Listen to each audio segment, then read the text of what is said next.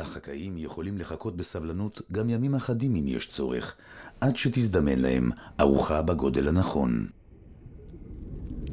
לעומתם, אוכלי הפגרים נאלצים לנדוד ממקום למקום בחיפושיהם אחר מזון.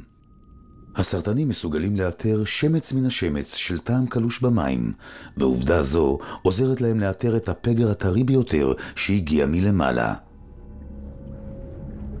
צלופחים כבר החלו לאכול מן הפגר.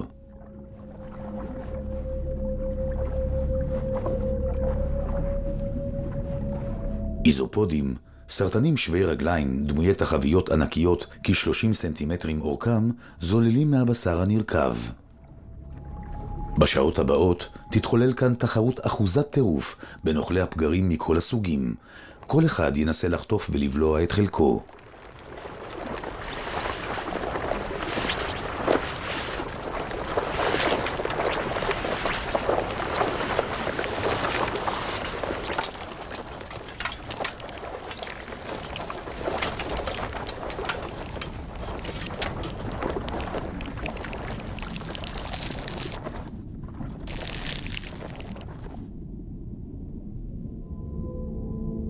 מפעם לפעם מזדמנת ארוחת שחיתות אמיתית.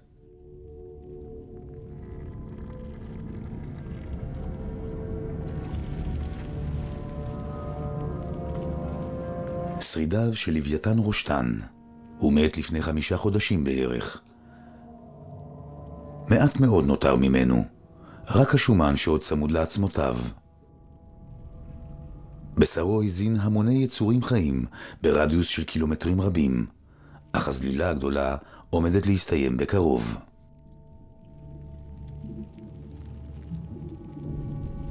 סרטני עקובית ענקיים, דמויי הכבישים ברוחב מטר, עדיין מנקרים בשרידים נרכבים אחרונים.